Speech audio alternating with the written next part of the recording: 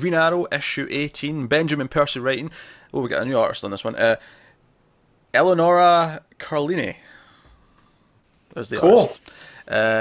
That was pretty good, despite the fact that it's a name that's not popped up before on the book. I didn't think it stood out. I don't think it was quite as strong as most of the others. Some others. Oh, sure, but it didn't feel like a million miles away from it either. Like, it felt like it was still in the tone of, say, a little bit of Burn, a little bit of... Yeah, there was just a few panels here and there where it would be, I'd like, it looks a bit off. Oh, sure. Every so often, and that would take me out, which, compared to some of the other artists on Green Arrow, where I never have that. Oh, sure. I just meant, though, like, it wasn't like a jarring style where you opened the book and it was like, oh, well, this is completely different. It felt completely in tune. Well, it felt in check with the rest of it. Yeah, it seemed to match Arsenal's style. You know what I mean? Like, where it needed to be grungy and dirty, it felt grungy and dirty, but when it needed to feel clean, you know, as he is now, no, I can see what you mean. It was there. And I liked that a lot.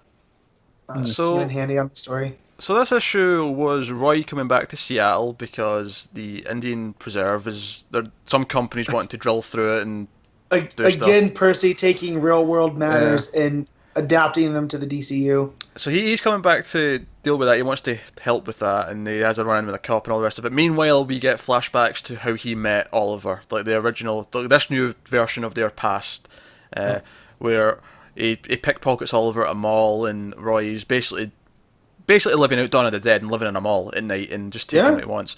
And Oliver comes back for him and takes him in, helps train him and so on. They have pizza. You know what's crazy? I don't think we had this story told in all of the New 52.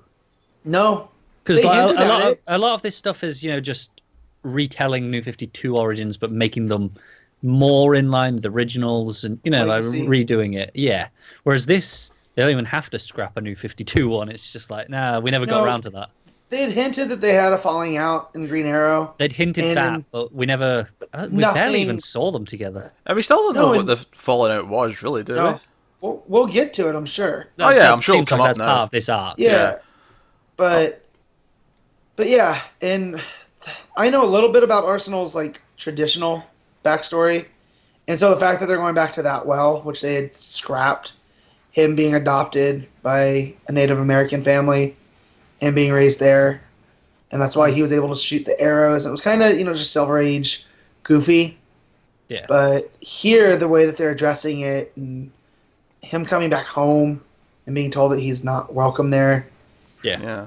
But being stubborn and try to help as well. Then Oliver shows up on a horse, and they have a that was cool. Banter. That was cool. I love that he's just got a horse since we last saw him. Well, it's the whole Robin Hood kind of imagery in that. But no, so that was kind of the issue, and it was also building up to them meeting again at the end, and that was kind of it. They got the backstory throughout, and we get the sense that Roy was actually the sort of not inspiration, the person who came up with the idea for the trick arrows, because you see Oliver complaining about all the weird types of arrows he's What's giving this him. one? That's a glue arrow. You don't want to use that one right now. Yeah. Like, he's like, just give me a regular arrow. I really like this, actually, because I feel like Oliver's very much a traditionalist. He's like, I got bow and arrow, that's all I needed. Whereas Roy, he's on the streets, he's very scrappy, and it's like, hey, I've got to make do with what I got. Resourceful. So why not throw these things together and make this better? And Oliver doesn't strike me as the type to make an actual boxing glove arrow. That's all Roy.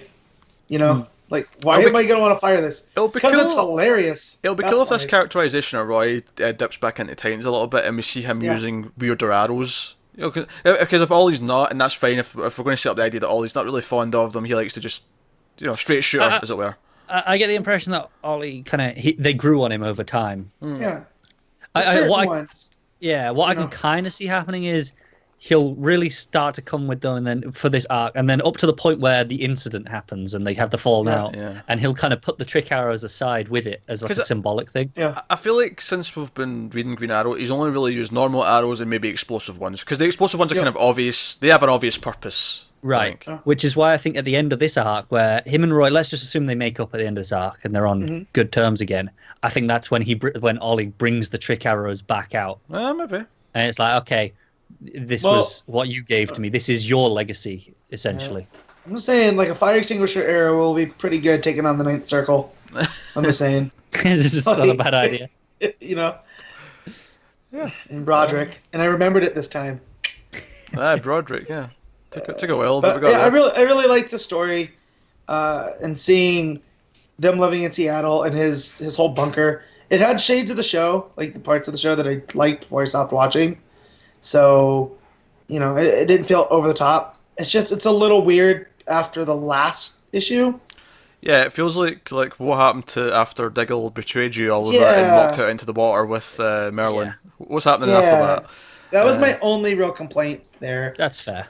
I'm sure they'll bring that up. So- Maybe they'll wrap up this Yeah. arc and we'll see. Or maybe when they deal with this reservation thing and Roy goes back with Holly for whatever reason, and that's when we pick up some of those threads or whatever. That said, I do like the idea that Oliver dropped everything, like that personal stuff that was going on Yeah. with Diggle and that. He's dropped it to come and help this other cause because that's Yeah. who he It is. just feels Well, as weird that there's no caused fallout it. from it, because you almost expect that the next issue after the last one would have a scene where Canary, Oliver, everyone involved, Emmy, would all be at a meeting going, "What the hell just happened?" And Yeah. you feel like you'd have And the all reactions. going, I need some time to myself, Yeah. or whatever. Something. Yeah, along it those lines. feels like maybe even if we just had one scene of that where he went, look, I need to clear my head. I'm going to go off and do this. Yeah. Yeah, just one page, them all standing around, he sees something on the news, like, right, I need to clear my head, and he goes off to deal with it, and that's it. Yeah. Well, and it makes sense too. Him showing up at a protest in his home state. That a corporation taking advantage of smaller people. Yeah. It's something that Green Arrow would be at, especially right now with Percy writing. So that's again my only complaint. But the art and the story work really well on this issue.